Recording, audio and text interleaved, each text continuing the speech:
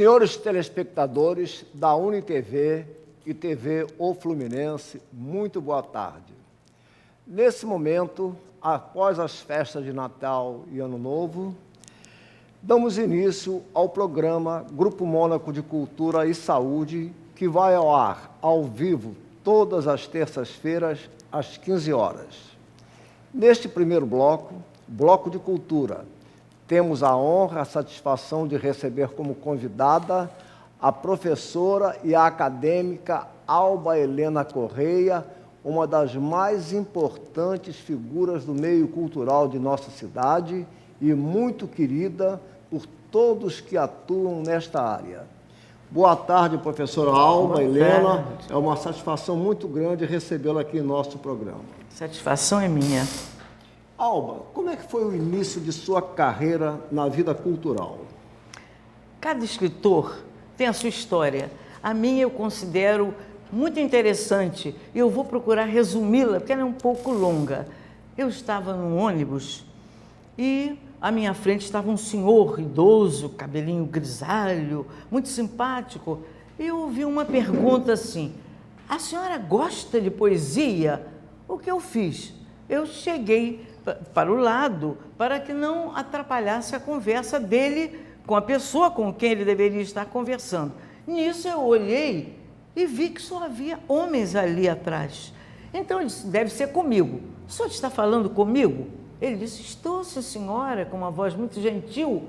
Eu disse: gosto de poesia, sim, senhor. Aí ele me surpreendeu com essa pergunta: a senhora poderia me dar o seu endereço? Eu aí fiquei assim temerosa, não se faz uma coisa dessa dentro de um ônibus, né? Aí eu disse assim: para que o senhor quer meu endereço? Séria para ele. Ele disse: porque eu quero levar uns temas para a senhora escrever. Eu aí disse: mas eu não sei escrever poesia. Eu gosto de poesia, mas não sei escrever poesia. Aí, nisso, vagaram dois lugares. Nós estávamos de pé, vagaram dois lugares, nós nos sentamos lado a lado e ele foi conversando comigo. Então ele disse que ele era um major do exército aposentado, que ele era casado, tinha 9 filhos, já tinha netos, e eu vi que se tratava de um senhor decente, não é? Parecia um pai de família e tal, ele disse que era evangélico e tal. Nisso foi passando o tempo, chegou a hora de eu dar meu sinal para saltar. Quando eu estou com o braço levantado, dando o sinal, ele diz assim: a senhora vai saltar sem me dar seu endereço? Olha, Carlinhos, vou lhe contar, eu fiquei em conflito, sem saber se dava ou não dava, né? Então, não sei, foi uma inspiração que eu tive, que mandou fazer o seguinte: fala depressa, enrola aí um bocado a língua, para ele não entender. Eu aí falei mais ou menos assim o endereço, mas que não desse para ele entender. E saltei. Felicidade para o senhor, e brucutu, saltei do ônibus, né? Quando cheguei à minha casa, contei à mamãe o ocorrido, e ela disse: e ele anotou? Eu digo: não. Ele não anotou porque ele não estava com um lápis e papel, estava cheio de livros na mão, ele não anotou. Aí ele vai esquecer. Aí ele disse: tomara, eu falando isso, imagina, a gente não sabe nunca o que diz, porque Deus naturalmente fez isso assim na hora, porque aquilo tudo, não sei se você acredita em acaso, eu acho que aquilo estava tudo preparadinho para eu entrar para o reino da poesia, né? Bom, então eu digo o seguinte, aquele ditado: se Maomé não vai à montanha, a montanha vai a Maomé. Eu não procurei a poesia, eu fui procurada pela poesia, viu? E me dei muito bem. Graças a ele eu entrei para esse mundo maravilhoso, minha vida deu uma guinada de 360 graus. E ele me levou até para a Academia Brasileira de Trovas no Rio. Ele quem? O Antônio Bispo dos Santos. Está aqui o retratinho dele, eu gostaria de mostrar. Olha, já ia esquecendo. Antônio Bispo. Um senhor maravilhoso, um anjo. Foi um anjo na minha vida. E ele presidiu uma entidade, Presidiu, né? a Academia Brasileira de Trovas. Ele era justamente, ele era o presidente da Academia Brasileira de Trovas. Tá. Muito bem. Bom, mais alguma coisa? Sim, agora eu queria saber, Alba, no início vieram as trovas, isso em 1996, que eu tive conhecimento. Exatamente. E depois? Depois eu dei um salto. Como você sabe, a trova é aquela poesia pequenina, 4 versos, 4 linhas, não é? Rimando a primeira com a terceira, o primeiro verso com o terceiro, o segundo verso com o quarto, né? Aí eu dei um salto para a literatura de cordel. que é grande. O cordel é formado de várias estrofes, geralmente 32 estrofes, que pode ser de 6 versos, 7, 8, 9, 10, várias modalidades, né? E eu li que havia um concurso de literatura de cordel em 1998, 2 anos depois, né? Aí eu não sabia fazer cordel e justamente ele também me ajudou, me botou em contato com a esposa dele, a Adelir Machado, e a Adelir então leu para mim um cordel que ela havia feito, que tinha sido premiada, e eu fui anotando as finalizações para saber como eu faria o cordel. Bom, e aí justamente eu comecei com aquele cordel e por sinal eu fiquei em primeiro lugar no Clube Municipal, no Rio. Quantos cordéis o primeiro. você escreveu? Bom, atualmente eu tenho 30 e poucos cordéis, viu? E a maioria está publicada em antologias da ABLC, Academia Brasileira de Literatura de Cordel, que é presidida pelo Gonçalo Ferreira, um grande cordelista, ele é cearense. Pela sua história, pela sua bela trajetória, que todos nós sabemos aqui na cidade, Obrigada. sabemos, então, sem dúvida alguma, Antônio Bispo dos Santos teve uma grande importância na sua carreira. Uma importância enorme, enorme mesmo. Ele mudou a minha vida. A minha vida deu realmente uma guinada 360 graus, viu? E eu acho que Deus botou esse homem na minha vida porque minha mãe estava para morrer, estava muito doente. E Deus queria colocar, não um ser humano no lugar da minha mãe, mas uma coisa diferente. Então ele me abriu as portas da poesia e ele me levou para a academia e, olha, eu comecei como secretária dele, né? Fazendo as atas e tudo. Trabalhei 8 anos na ABT como secretária. E depois ele adoeceu, o vice-presidente morreu e eu fui conduzida à presidência da Academia Brasileira de Trovas. Isso em função de um encontro casual. Casual, entre aspas, teria sido casual ou teria sido preparado mesmo? Eu tive o privilégio de conhecer o Antônio Bispo dos Santos. Realmente era uma figura notável, né? muito respeitado no meio cultural. É.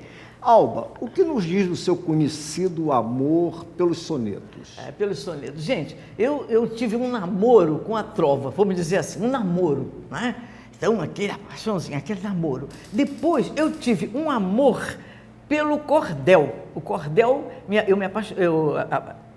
tive um amor pelo cordel, mas paixão mesmo é pelo soneto.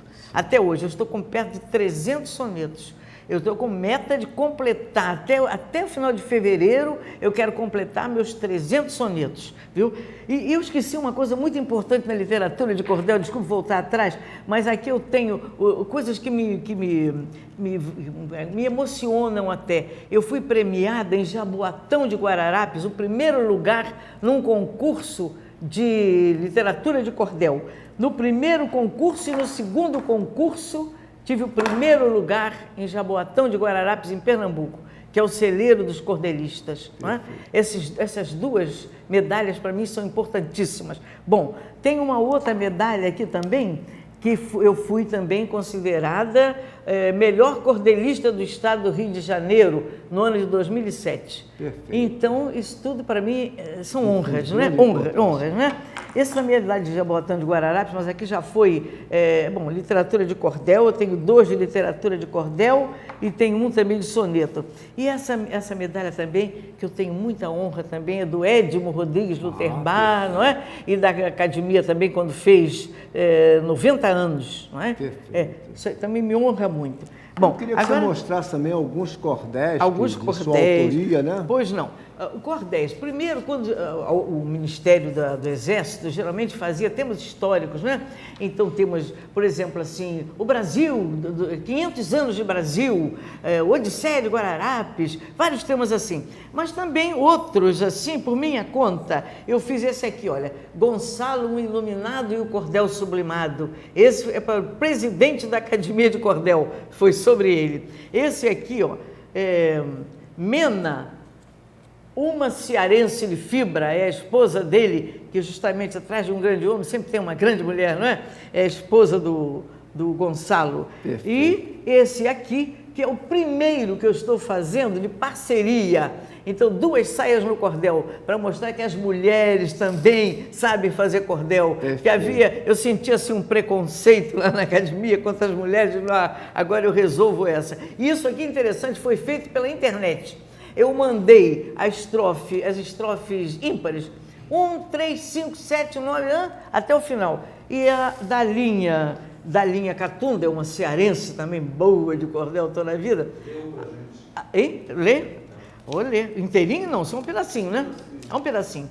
Prezada, eu dizendo para ela, prezada amiga da linha, lhe proponho parceria. Eu já li os seus cordéis e encontrei sabedoria, mas vou tentar encarar o desafio de entrar com você nessa porfia. Aí ela responde: Alba Helena, agradecida por ter lido meu cordel, não recuso parceria e gosto deste papel. Confesso, vou me empenhar e meus versos desenhar sem pena do meu pincel. Aí eu sabia que você, que tem brio nordestino, o convite ia aceitar num arrobo repentino, porque tem o sangue quente e o Ceará não desmente o seu pendor genuíno. E vou por aí afora, eu não sou nordestina, mas eu tenho loucura pelos nordestinos, e eu quando escrevo, parece que eu tenho sangue nordestino, quando eu sou filha de portugueses, não é? Não tenho raça nenhuma. Vai até o final, foram 24 estrofes muito interessantes, quer dizer, ela afinou sem me conhecer, nós nos afinamos pela internet. Foi uma maravilha, né? E eu tenho outros cordéis que retratando coisas da vida real. Vocês até podem não acreditar, mas é um caso real. Aconteceu a viúva virgem, e eu contei no cordel. Então isso chama atenção. Quando vê um título assim, a viúva virgem, todo mundo quer ler aquele cordel, né? Então eu tenho os dois irmãos também, interessantíssimo. Tem Tião Dente de Ouro, a Cruz do Cemitério. Olha, então o seguinte, esses meus cordéis não estão assim nesse formato, por enquanto. Eles estão todos publicados em antologias, lá da BLC, da Academia Brasileira de Literatura de Cordel, né? Então, desde o número 6 até o número 20, todo ano eu publico um cordel lá, né? E justamente o Gonçalo, que é o presidente, eu não fazia parte da academia, agora eu vou fazer parte da Academia Brasileira de Cordel, né? E o Gonçalo, todo ano ele me pede: Alba, se o seu cordel, a antologia não sai, trata ele me dar um cordel. Então ele vai me encontrar na Praça 15, eu dou o cordel a ele, faço o pagamento e depois ele vem me entregar as antologias, né? Mas agora eu estou querendo retirar das antologias e dar esse formato assim, tirar o que é meu. Eu estou misturada com 20, 30 escritores, né? O meu cordel é uma página só, mas agora eu quero tirar e fazer tudo assim. Mandar fazer 200 de cada um, para eu ter o meu material. E eu vou ter a honra, né, de ter esses cordéisinhos, assim, olha que beleza, né? Bonitinho, né? Aí só falta, então, agora fazer a capa de cada um, porque na antologia não tem capa, né? Então só falta as capinhas. Mas se Deus quiser, isso vai ser fácil de fazer. Muito bem, pode me perguntar mais. Outra pergunta é o seguinte, Alba. Você teve um livro de sonetos que teve uma repercussão notável, chamado Prateados e Dourados. Eu queria que você nos falasse um pouco desse livro, que teve uma grande repercussão. Pois não, esse livro, Sonetos Prateados e Dourados, por enquanto é o meu único livro de sonetos, se bem que eu já estou perto do meu, estou quase completando 300 sonetos, e quero até o final do ano completar os 300, né? Então, nessa ocasião aqui, eu tinha uns 100 e poucos, né? Mas eu resolvi fazer só com 75, e vou explicar a razão. Era justamente o aniversário das minhas bodas de ouro, por isso sonetos dourados. Então o que eu fiz? Peguei 25 sonetos e botei sonetos prateados, 25, sonetos dourados, 50, bodas de prata, 25 anos, 25 sonetos, bodas de ouro, 50, 50 sonetos, não é? Então deu um total de 75 sonetos, e com uma particularidade, viu? Não sei o que os senhores vão achar, mas não é por prosa não, viu? É porque ao dizer que todos os 75 sonetos eram premiados, a pessoa não acreditou. Então, o que eu fiz? Eu escrevi embaixo de cada um deles. Primeiro lugar, Jogos Florais de São Francisco Tabapuana, em 2007. Menção honrosa no Galma, grupo artístico, direitinho, um por um, a classificação escrita embaixo. Quer dizer, a gente mata a cobra e mostra o pau, né? Está aqui. Então, esse aqui está. Agora, aqui, agora eu queria também saber sobre a sua participação no jornal Unidade. Ah, sim, ainda bem que eu trouxe isso para mostrar mesmo. Olha, aqui, os senhores estão vendo? Olha como está grosso aqui. Jornal Unidade. É o seguinte, eu estou participando, eu estou mandando material para o Jornal Unidade desde o ano de 2003. Olha aqui, sem falhar um mês. Ai, sem falhar um mês. Esses aqui são os últimos que eu vou mandar abrir aqui, porque no final de cada ano eu mando tirar isso aqui e colocar os últimos, né? Então, desde o ano de 2003, que eu venho com um soneto mensal no Jornal da Unidade, sem falhar nem um mês. Né? Mensal. Então, nós estamos aqui, aí o que eu fiz? Porque o jornal, ele é grande, né? Eu mandei fazer formato A4, reduzo o material, né? E ainda faço assim, para dar para quem abrir ver logo, né? Isso, então eu fico aqui com uma coletânea dos meus sonetos. Então já pensou? Desde o ano 2003 a 2013, são 10 anos. São 10, acho que 10 ou 11, sei lá, 10 anos, né? Então, na base de 12 por mês, por ano, são 120 por aí, né? É um bom número. Não, mas eu tenho quase 300, tem muito material. Alba, a que instituições culturais você está ligada? A primeira de todas foi justamente a ABT. Esse retrato que eu mostrei do Antônio Bispo dos Santos comigo foi justamente no dia da minha posse, 2 de abril de 2002. Posse na Academia de Trova com meu paraninfo, Major Antônio Bispo dos Santos. Essa academia fica na Rua Teixeira de Freitas, número 5, na Lapa, é lá no Rio, no prédio onde está escrito Instituto Histórico Geográfico do Brasil, IHGB. Conhece esse prédio? Você esteve lá, né? Já estive lá. Já esteve lá. Além da Academia Brasileira de Trova, outras instituições? Eu pertenço, com uma honra imensa, à Academia Fluminense de Letras, presidida pelo nosso querido Valdenir de Bragança, doutor Valdenir de Bragança. Né? Pertenço também à Academia Lusófona de Letras, que é de Portugal. Eu sou uma das criadoras. Pertenço à Academia Cachoeirense de Letras como membro correspondente. Academia Itaperunense de Letras também, membro correspondente. Pertenço ao Clube da Simpatia de Portugal. Pertenço à ANE, a Associação Niteroiense de Escritores.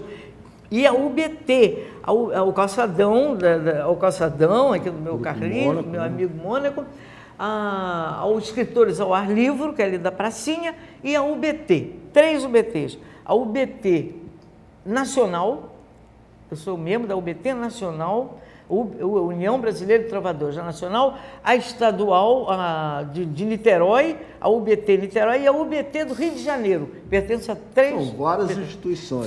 São 3 instituições. Aliás, acabou de falar que também faz parte da Academia Fluminense de Letras. Sim. E eu quero dizer que eu estive presente na sua posse na Academia Fluminense de Letras. E eu me lembro muito bem.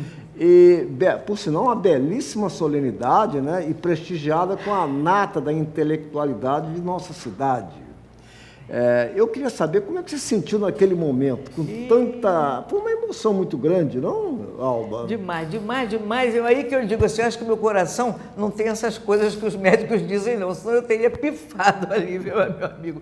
Porque é uma emoção imensa. Eu nunca na minha vida pensei de entrar para uma academia de letras, assim, do quilate da nossa Academia Fluminense de Letras, né? Então eu cheguei a falar com o doutor Valdenir, mas eu não tenho essa quantidade de livros para levar para apresentar para a comissão apuradora, a comissão de pareceres, né? E ele disse, Alba, você pode não ter muitos livros publicados, mas eu conheço o seu trabalho aqui no Brasil, você é conhecido, realmente. Você chega em São Paulo, na Bahia, em Minas Gerais, eles me conhecem. Fala, Alba, eles me conhecem. Eu participo muito de concurso, né? Então eles me conhecem, eu conheço eles todos, os trovadores todos. Então foi uma emoção muito grande. Uma emoção, porque lá a Academia Fluminense vai fazer 100 anos, agora em 2017, vai fazer 100 anos. E olha, e a antiguidade é a tradição, não é? Verdade. Foi a primeira instituição literária aqui de nossa cidade. Foi a primeira literária, fazer 100 anos. É a Nau Capitânia, vamos dizer assim, é a Nau Capitânia, é que comanda. E você, quem é seu patrono, a cadeira da academia? A minha cadeira é de um patrono maravilhoso, Casimiro de Abreu, cadeira número 13. Né? Poeta das primaveras. Poeta que escreveu as primaveras, aquela coleção maravilhosa de poemas, né? E a minha posse foi no dia 13 de dezembro de 2012, fez um ano só, né? E eu tive a ousadia, a audácia de escrever um poema no final para Casimiro de Abreu. Será que daria para ler ou dá? Rapidinho, né? Algum... Cadê? Ah, tá aqui. Esse aqui foi o meu trabalho que eu apresentei no dia da posse, né? Porque eu fiz uma pesquisa muito grande sobre Casimiro de Abreu, com 85 páginas. Você substituiu Vilmar Lassance. Substituí Vilmar Lassance. Então, os dois antecessores da cadeira foram Altino Pires, que eu não conheci, não tive a honra de conhecer, e Vilmar de Abreu Lassance, que foi meu amigo, meu irmão, que era um grande sonetista. Notável, né? Por favor. Para Casimiro. Teus poemas, Casimiro, evocam doce lembrança dos bons tempos de criança. E ao ouvirmos tua voz, contando as glórias da infância no espaço da liberdade, nos voos da ingenuidade, tu falas por todos nós. E na tua juventude, malgrado a triste existência, no verdor da adolescência longe da pátria e do lar, carpiste a dor do exilado, a aurora da tua vida, a tua infância querida, vivias a recordar. Onde o sol, o mar, as flores, onde o céu de primavera, dolorosa foi a espera de um dia a pátria voltar. Beijar o solo querido, rever as tuas estrelas, que prazer seria vê-las, só te restava sonhar. Dos sonhos brotaram versos, a inspiração fez-se flores, a virgem loura de amores foi regada no teu pranto, ganhou cores e perfumes, a imensa dor da saudade marcou tua mocidade na beleza do teu canto. Teu lirismo é comovente, na emoção do bucolismo exaltaste o patriotismo com o orgulho dos ufanos e o amor à terra natal. Com grande simplicidade mostraste a genialidade na lira dos meus 8 anos. Meu patrono Casimiro, temos muita identidade. Da infância sinto saudade, pois se foi, não volta mais. Quando estou a recordá-la, sou criança novamente. Depois passo adolescente, é prazeroso demais. Minha saudade é velhinha, 10 vezes maior que a tua. No passado ela recua por caminhos soberanos, recompondo a minha história, perdoa a minha ousadia, plagiando escreveria sobre os meus 80 anos. Beleza. Ele tinha saudade dos 8 anos e eu já estava com 80 anos exatamente, 10 vezes mais. Minha saudade era 10 vezes maior do que a dele. Ele escreveu esse trabalho com 18 anos. 18, pois é. Mas ele escreveu meus 8 anos. E na minha época, quem não sabia declamar meus 8 anos? Era o que a escola mais pedia. Oh, que saudades que eu tenho da aurora da minha vida. Vamos, meu amigo. Alba, você que está ligada às instituições culturais do Rio e de Niterói, você sente alguma diferença? Sinceramente, não. Eu comecei lá pelo Rio e depois passei a Niterói, não é? Não sinto nenhuma diferença. As nossas academias aqui têm uma programação intensa, tanto as daqui como as de lá. O que eu sinto falta aqui é de um salão, falta de acomodação para as academias. É isso que eu sinto falta, né? Certo. Mas de resto de trabalho, quanto à qualidade do trabalho, não. Vamos, meu amigo. Outra coisa também, eu sei que você participa da Universo, tem uma tem uma atividade muito intensa lá. Eu queria que você falasse um pouco sobre a sua participação na Universidade da Terceira Idade. Pois não, eu lá atuo como uma colaboradora. Então, logo que eu fui para lá, foi em 2008, eu sugeri ao Dr. Valdenir de Bragança que me cedesse um horário. Ele convidava às segundas-feiras pessoas de notório saber para fazerem palestras. Então, eu disse, me dá uma segunda-feira. E o que eu faço nessa segunda-feira? Eu reúno os alunos de inglês, francês, espanhol, italiano, não me interessa de onde eles vêm, o que eles estão estudando ali. Então, eu os reúno e dou oportunidade a cada um de apresentar um trabalho. E isso aí colaborou, de acordo com ele, intensificou a integração dos alunos. Porque a maioria não se conhecia, cada um estava lá nas suas salinhas. E assim, eu juntei a turma toda e fiz essa programação. E ele, Dr. Valdenir, adorou essa minha ideia. Perfeito. Então, eu estou desde 2008 fazendo essa programação. Perfeito. Lá. Você participou ativamente dos Jogos Florais, quando era presidido a UBT pelo Milton Nunes Loureiro. Eu queria que você falasse sobre a atuação do saudoso Milton Nunes Loureiro. Tá aqui. Aqui está Milton Nunes Loureiro. Esse aqui foi o troféu que ele ofereceu no último ano, foi o 40º Jogos Florais de Niterói. Foi no ano, ele morreu, olha aqui, 41º Jogos Florais. Não, esse não foi dele não, desculpe. Ele participou do 40º. Esse 41º foi chefiado pelo filho dele, Marco Antônio. Exatamente. Marco Antônio é que fez essa programação aqui. E eu obtive, porque eu tive uma menção com a palavra rancho. Justamente o tema foi rancho. E como eu fui premiada, eu ganhei esse troféu. Foi o troféu, né? E também tinha um outro troféu, não sei... eu não estou achando aqui no momento, né? Mas eu fui premiada já várias vezes em Jogos Florais de Niterói. Não sei se daria tempo de ler mais alguma coisa? Um soneto? Um sonetinho. Dele, ao irmão de sonhos Milton Nunes Loureiro, para ele que eu fiz. Aqui eu vou dizer o que ele foi. Amigo trovador, hoje partiste, deixando em todos nós muita saudade. A trova com razão ficou tão triste que seu pranto enlutou toda a cidade. Milton Nunes Loureiro, tu cumpriste missão plena de luz e integridade. A UBT Niterói tu conduziste com amor, muita fé e sem vaidade. Poeta, delegado, homem de bem, o amigo bom, leal como convém, de fato foste alguém especial. Que estejas no outro lado versejando, bem feliz para os anjos, declamando, desfrutando dessa paz celestial. Igual a ele, vai ser muito difícil aparecer outro, Também viu? acho. Ele foi um Concordo guerreiro, ele plenamente. dava o sangue dele pela UBT de Niterói. Concordo plenamente, porque realmente foi uma figura maravilhosa Ímpar. e presidiu a União Brasileira de Trovadores Seção Niterói Muitos anos. com uma extraordinária atuação. Muitos anos mesmo. Bom, eu vou passar para as considerações finais, Alba, mas antes de passar a palavra para você falar, finalizar o programa, eu queria agradecer imensamente a você, uma coisa que muito me emocionou, a mim e a todos. Foi uma publicação, um trabalho seu, sobre meu saudoso pai, no jornal literário, que teve uma repercussão enorme no meio. E considerações finais. Eu agradeço, primeiramente, o convite, né? E essa oportunidade de me dirigir ao público, né? E mostrar um pouquinho do meu trabalho, porque nunca a gente mostra integralmente, há tanta coisa para mostrar, né? Mas tudo com horário é uma coisa muito importante, né? E agradecer também aqui à televisão, a esses jovens aí que, não é, capricharam nesse programa, viu? Por tudo isso. Encerrasse com o cordel. Com o cordel? Não tem ninguém ainda. Uma solicitação para finalizar com o cordel. Olha, com o cordel, eu tenho minhas trovas premiadas aqui em Niterói, também são boas, hein? Gostaria? Gostaria? Então vamos às trovas, olha aqui, o senhor vai gostar. Divide, o tema era partilha, divide aquilo que tens com quem tem fome e padece. A partilha dos teus bens tem mais valor que uma prece. Perdoa se fui ousado, essa é ousadia.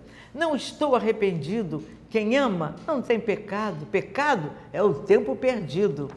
Não sou contrário ao progresso, mas no amor sou saudosista. O modernismo, confesso, tira o encanto da conquista.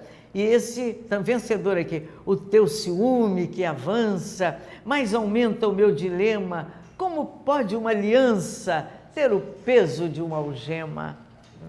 Perfeito, bonito, parabéns por tudo, mais Alba. aqui, Mais umzinho. Não possuo eira nem beira, meu ranchinho de sapê. Tem lampião, uma esteira e uma rainha, você. Os teus afagos de amor, mesmo vindos de mãos puras, fazem de mim pecador, pois sonho com 1000 loucuras. Quando me afagas, querida, sinto por dentro um calor que em pleno ocaso da vida faz-se brasa o nosso amor. E esse daqui foi sobre sabedoria. O tolo sempre se engana ao julgar o seu saber. O sábio nunca se ufana e passa a vida a aprender. Esses foram premiados, porque olha, em Niterói é muito difícil Jogos Florais ser classificado. Eu tive, olha, uma em 1998, quando eu comecei, 98, 2000, 2001, 2003, 2010, 2011, 2012. Foi muito premiado. Tive 2 em 2012. Bem, Isso tudo graças a Antônio Bispo dos Santos. Se não fosse esse homem, não tinha nada disso. Gente, a Alba tem muita história para contar e tem um trabalho maravilhoso aqui em Niterói. Despeço-me agradecendo a presença da professora e acadêmica Alba Helena Correia em nosso programa e também aos distintos telespectadores. O segundo bloco, o bloco de saúde, terá o comando da nossa psicóloga, acadêmica e queridíssima Elizabeth do Vale. Muito obrigado a todos e até a próxima. Muito obrigada, Carlinhos. Que ótimo.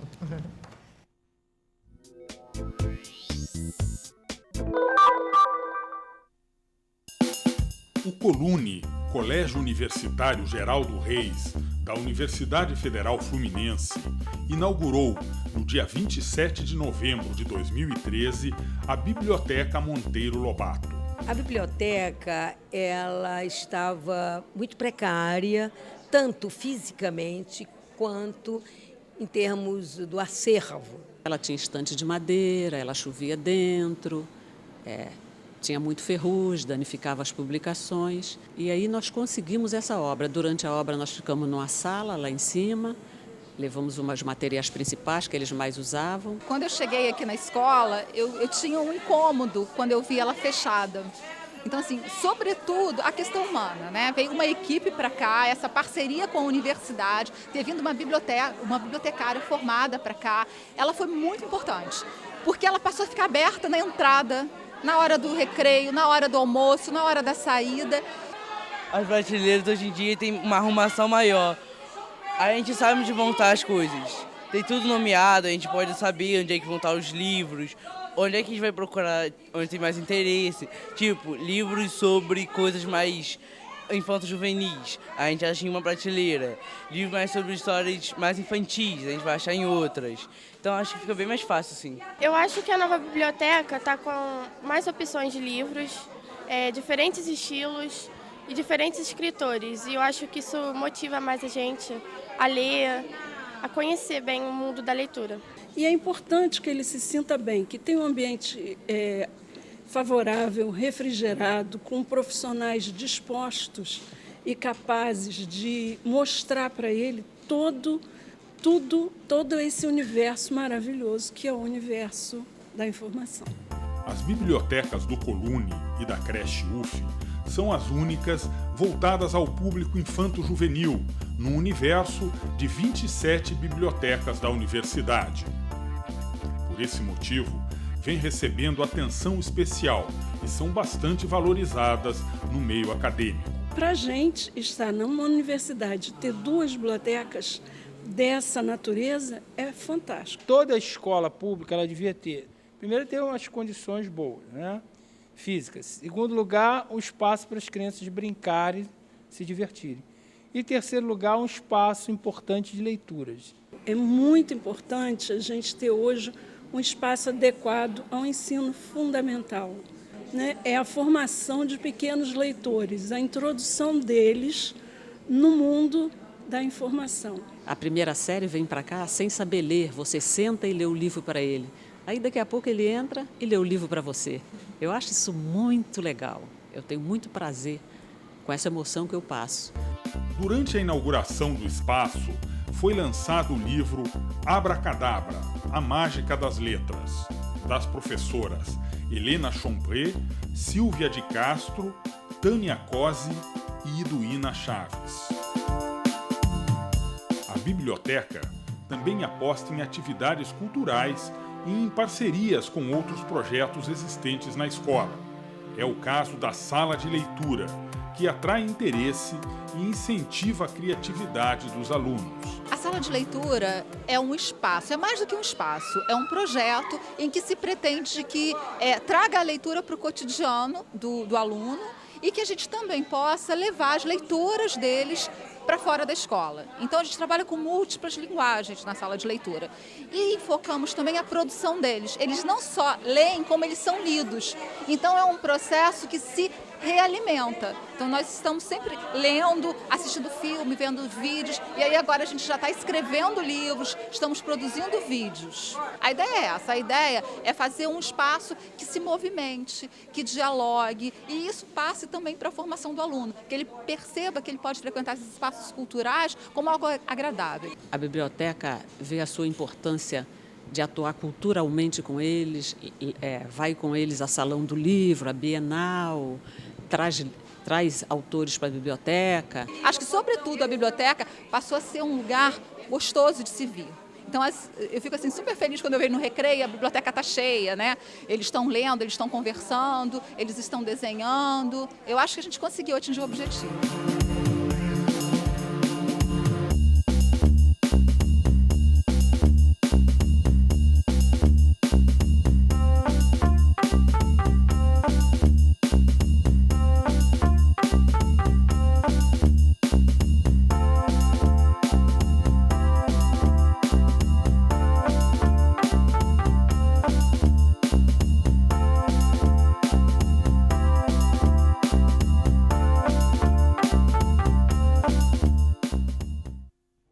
Boa tarde para você que nos assiste. Estamos aqui com mais um Bem-Estar e Saúde e começando o nosso ano, nossa primeira programação de 2014. E nessa primeira programação, eu tenho aqui algumas solicitações de telespectadores que não são muito agradáveis de serem ditas ou de serem ouvidas, mas que faz parte da nossa programação também veicular essas solicitações. Portanto, começarei solicitando que em Niterói as calçadas estão sendo invadidas pelas motocicletas e os pedestres cada vez mais coagidos no seu ir e vir. É complicado, né? Eu mesmo posso dizer que agora, chegando aqui na UniTV, eu passei por uma experiência dessa, já quase chegando aqui na esquina de Almirante Tefé, eu estava quase ganhando a rua para atravessar e, de repente, quase que uma moto esbarra em mim. Eu parei e perguntei, eu falei, mas na calçada? E a pessoa que estava na moto parou e eu continuei, então, seguindo.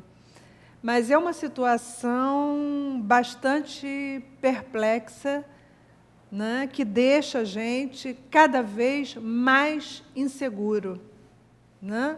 Quer dizer, até nas calçadas, o pedestre hoje tem que estar atento, porque ele pode ser atropelado até pelas costas, sem estar vendo o que vem. É uma situação extremamente desconfortável e de uma insegurança muito grande. Bom, uma outra coisa que tem ocorrido, que eu tenho percebido também, e que outro dia fui vítima, é de que existem carros que fazem manutenção de telefonia, manutenção da rede elétrica, que, infelizmente, também essa manutenção está extremamente precária, vamos ser francos, né? A gente fica muito sem luz, a gente fica sem telefonia, a gente fica sem água, enfim, é uma precariedade de serviços de manutenção, uma coisa pavorosa. Mas, outro dia, andando na Moreira César, em Icaraí, eu também fui atravessar a rua. E, no que eu coloco o pé na rua, olhando para o carro que estava parado, eu não vi que, em cima do carro, tinha uma escada no bagageiro do carro, e essa escada que estava no bagageiro do carro, pasmem vocês, muito maior que o tamanho do carro. O que aconteceu? Eu bati com a cabeça na escada. E eu me lembro que um senhor estava passando e eu senti tanta dor que eu parei e olhei para baixo para me recompor, porque aquela dor me deixou um pouco zonza. E o senhor que vinha passando, eu acho que ele ficou preocupado comigo, virou para trás para olhar, com certeza até para me perguntar se eu estava precisando de alguma coisa. foi outra coisa que me deixou também bastante assim, perplexa diante das coisas que o pedestre hoje passa quando ele está andando, caminhando pelas ruas, pelo menos aqui em Niterói. Então, são coisas que a gente percebe que cada vez mais a fiscalização deixa a desejar nesse sentido. Porque o carro que carrega uma escada em cima, ele tem que ter pelo menos uma bandeirola no final da escada para alertar, né, as pessoas que tem alguma coisa ali em cima que pode machucar ou pode causar algum dano a terceiros. E quando eu olhei o porquê que eu havia batido com a cabeça na escada, eu vi que não tinha nenhuma bandeirola. Quer dizer, se tivesse uma bandeirola pendurada na escada, provavelmente eu teria visto. E eu não vi exatamente porque a bandeirola não estava lá. Porque se a bandeirola tivesse, provavelmente eu teria visto. E, a partir disso, eu comecei a reparar na estrada, né, porque eu moro em Itaipu, então eu faço esse percurso de Itaipu para Icaraí todos os dias, eu comecei a reparar na estrada que vários carros carregam escadas muito maiores que eles em cima do carro, sem a bandeirola. Então, né, a gente fica pesaroso de ver que são pequenas coisas que podem ser feitas, né, para evitar contratempos maiores e acidentes até graves, e não são evitadas. Por quê? Falta de respeito, né, com o seu semelhante, falta de respeito com o outro, e falta de respeito, acima de tudo, consigo mesmo. O que é pior ainda. Bom, sem contar aqui as solicitações que a gente tem, então, da questão da falta de luz, né? A Ampla está pisando na bola direto. Nós, lá da região oceânica, olha, toda hora tem falta de luz. Está uma loucura. A prefeitura também tem que ver postes na rua, sem lâmpada.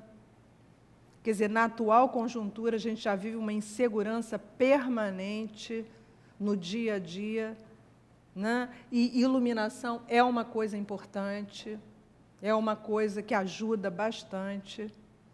E a gente não vê essa dedicação da Prefeitura de Niterói, a gente não vê essa dedicação, né? Estamos nos aproximando esse ano de eleições, né? Então, não vamos deixar para fazer isso na véspera das eleições, para dizer que o governo é maravilhoso, para dizer que a prefeitura é maravilhosa. Gente, vamos fazer isso a tempo, vamos fazer isso no todo dia, no dia a dia, né?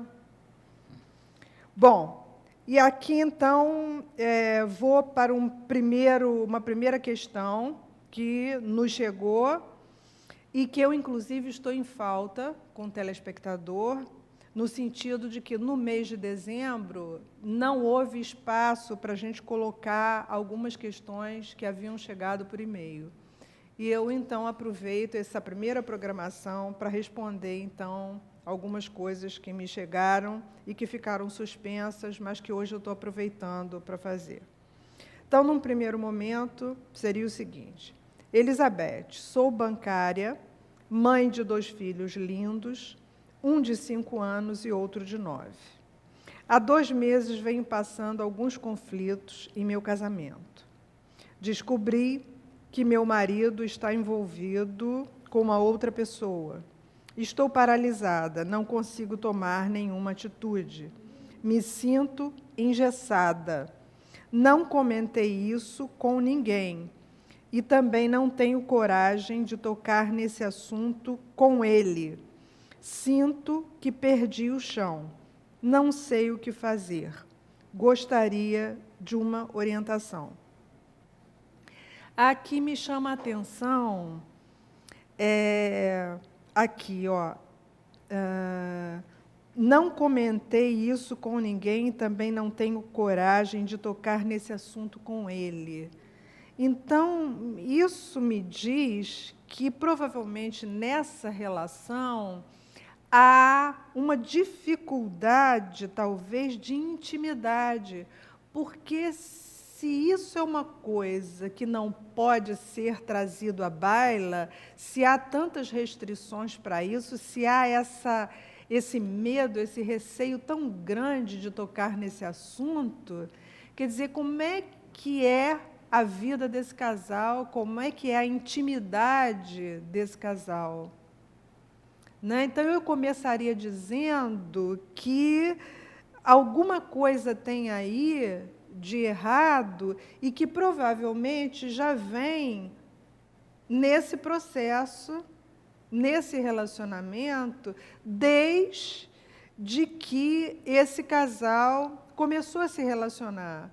Quer dizer, não foi sendo criado um espaço para conversar, né, situações mais difíceis, situações mais íntimas mesmo, situações mais emocionais ou mais passionais, se a gente pode dizer assim, né? E que toda relação em toda relação tem que haver esse espaço, seja ela uma relação de par, ou uma relação de amizade, ou uma relação de pai e filhos, ou uma relação de qualquer magnitude. Mas tem que haver essa possibilidade desse canal, desse veio, né, por onde vai correr a emoção, por onde vai correr aquilo que é necessário para que essa relação ou prossiga de maneira até crescente, de forma mais plena, ou para que essa relação, enfim, não vingue, né? E até morra. Mas, de alguma forma, isso ou acontece ou não acontece. Então, se está sendo verificado que já existem filhos nessa relação, um de 5 anos, outro de 9 anos, e ainda não há essa intimidade para essa situação ser colocada, alguma coisa aí está faltando, né? E está faltando já desde o início dessa relação. E aqui eu vejo uma outra coisa. Sinto que perdi o chão, não sei o que fazer, né? Eu fico pensando aqui o seguinte, que perder o chão é muito natural que, por exemplo, um bebê ou uma criança que ainda seja muito dependente, aí até a faixa etária, dos seus 6 anos de idade, 7 anos de idade, sinta que o chão dessa criança é a mãe, ou o pai, a família de uma maneira geral, porque essa criança ela depende, a sobrevivência dela depende totalmente de alguém que cuide, que zele, que oriente, que faça a manutenção da vida dessa criança. Agora, uma pessoa adulta, quando fala, bom, se acontece alguma coisa na minha relação, eu perco o chão, alguma coisa também com essa pessoa não está muito bem estruturada, né? Quer dizer, até que ponto um adulto ele fica sem chão do momento que ele descobre numa parceria, seja ela de que tipo for, a gente já falou aqui em vários tipos de relações, até que ponto a gente perde o chão quando toma conhecimento de alguma coisa que não vai bem numa relação, né? Quer dizer, então eu vejo que há, sim, um despreparo emocional para lidar com certas situações que, na realidade, são situações que o ser humano está sujeito de uma maneira geral, porque, afinal de contas, a gente tem que levar sempre em conta de que viver é correr risco permanentemente. A vida é risco permanente. Não existe vida sem risco. Só não corre riscos de perdas, porque a vida é um suceder de perdas, é um somatório de perdas, né? Só não vive o risco da perda quem já está morto, quem já morreu. Fora isso, as perdas são coisas naturais da vida. Embora aqui a situação seja uma situação extremamente delicada, de desconforto, né? Mas há uma necessidade, a meu ver, nesse caso, de realmente uma retomada aí de orientação, talvez através até de um processo psicoterapêutico mesmo.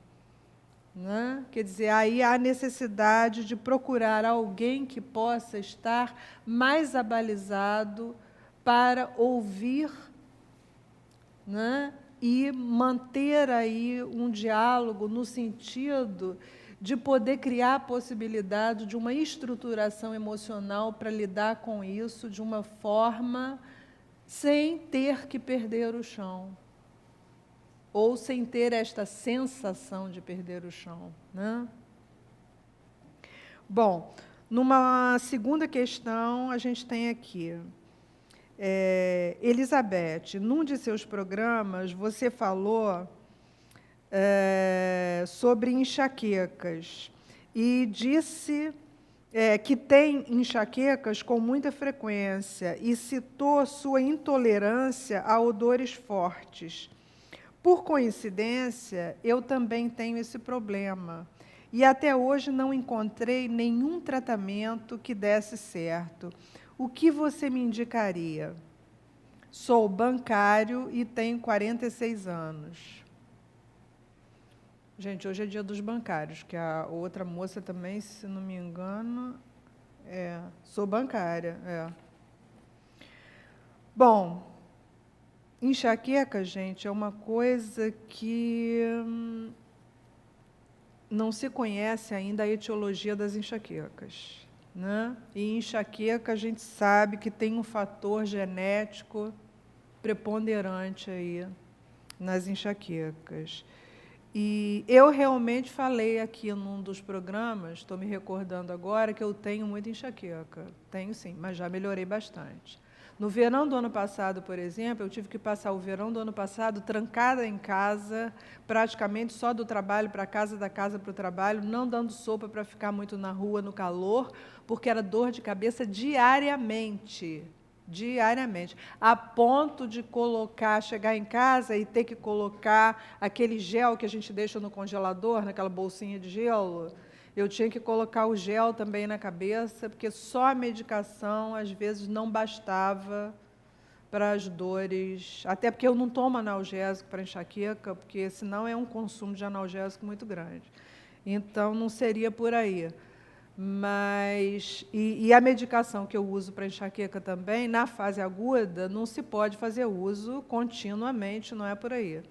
Então, eu passei a adotar a coisa da bolsa de gelo na cabeça. Mas esse ano, eu já estou me sentindo melhor. Nesses dias mais quentes, eu fico mais assim, com a cabeça dolorida, às vezes, um pouco mais zonza e tal, mas eu já estou reagindo melhor que o ano passado. Mas eu estou fazendo um tratamento e tomo medicação todos os dias. Já estou tomando, então, há mais de um ano essa medicação direto. Mas, então, procure um neurologista, porque hoje já existem neurologistas especializados em enxaqueca. Já é uma especialidade dentro da neurologia, né? E é óbvio que tem que ter um tratamento, e tem que ter um tratamento diário, tem que ter medicação diária para, então, fazer essa profilaxia do tratamento da enxaqueca. Mas procure um neurologista que tenha especialização em enxaquecas, que provavelmente você vai ter uma melhora, assim como eu estou tendo uma melhora. E a coisa do odor é uma realidade. Não fique mesmo perto de odores fortes. Eu não posso de jeito nenhum. Até mesmo agora, depois de estar sendo medicada já há algum tempo, se tiver um odor muito forte ou ficar um cheiroso do meu lado, às vezes até no elevador, se entra uma pessoa muito perfumada, eu já tonteio, já começo a sentir mal. E é rápido, não precisa demorar muito tempo, não. Ficou ali uns 5 minutos num odor qualquer, pode contar que dispara a crise. Então, é complicado. Então, tem que fugir dos odores fortes e, enfim, enveredar aí por um tratamento direitinho, sério, que não é rápido, não. Tá? Eu já estou há mais de 1 ano tratando e continuo ali na medicação, porque o negócio é esse mesmo. Tá? Bom, outra questão. Elizabeth, observo que estamos sendo vítimas, cada vez em maior número, da violência em todos os lugares. E também percebo que, quando as autoridades governamentais do nosso país são entrevistadas, se referem à população como desenvolvendo uma sensação de insegurança. Eu me pergunto, e aproveito para também te perguntar, se é apenas uma sensação de insegurança ou se literalmente é insegurança mesmo, já que atualmente somos ameaçados o tempo todo por esse estado de coisas. Sou estudante de administração de empresas, tenho 22 anos. Eu também percebo isso.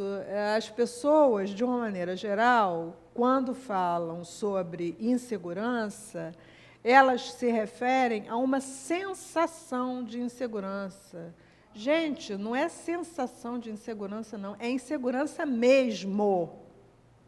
Haja vista as mortes que a gente vê diariamente aí, a troco de nada. Isso é sensação de insegurança? Isso não é sensação de insegurança, isso é insegurança mesmo. Isso é uma realidade. Isso não é uma fantasia, isso não é uma sensação. Isso é uma realidade, e uma realidade muito crua, muito perversa, muito sofrida, né? E muito angustiante. Como não ficar angustiado? Como não ficar ansioso diante desse estado de coisas? Só quem é muito alienado. Né? Quer dizer, eu concordo plenamente aqui quando você diz que não é a sensação de insegurança, é insegurança mesmo. Assino embaixo, é insegurança mesmo. Gente, a gente tem quanto tempo para fechar? 2 minutos. Então, ainda dá para ler aqui. Elizabeth. No mês de dezembro, viajei com uma de minhas filhas para passar o Natal com minha mãe, que já está com idade avançada. Fiquei assustada por ter observado o quanto a minha filha não consegue estabelecer diálogo com ninguém. Ela só se relaciona com o celular. O tempo todo ela consulta a internet utilizando as redes sociais e abrindo mão das relações olhos nos olhos.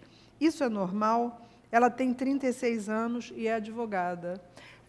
Isso é o que a gente vê também na maioria, principalmente dos jovens, né? Que já são dessa era da tecnologia e não dão ali uma ida na esquina sem estar com alguma coisa, ou um tablet, ou um celular, ou, enfim, debaixo do braço. Quer dizer, é alienante, né? É alienante. É um vício como outro vício qualquer. Então, infelizmente, é isso aí. Né? Fazer alguma coisa sim. Eu acho que até dizer para as pessoas que, olha, ler é muito bom. Vou ler aqui para vocês, como mensagem para fechar nossa programação de hoje, aqui na Revista do Cenáculo de 2013, eu coloquei alguma coisa, a minha contribuição aqui para a Revista do Cenáculo, deixa eu mostrar para vocês. A minha contribuição está aqui, eu vou deixar isso para vocês refletirem, tá? Eu intitulei de Estrada da Vida e digo assim: na minha estrada não existem fusos, só existem mundos, sem marcação de horas, sem marcação de minutos. Na minha estrada não existem regras, apenas regas. Na minha estrada, o chão batido crava no peito da terra a dor daqueles que caminham. Na minha estrada, nada passa batido, tudo faz sentido, tudo tem seu motivo. Na minha estrada, o tempo não tem pressa, a vela não se apaga, o candeeiro brilha. Na minha estrada, a luz é maravilha, o fogo é purpurina, a água, a bailarina. Na minha estrada, a vida é um sonho, o sonho um mistério, o mistério a magia, de não ter tradução. Meu beijo para você e até o próximo programa.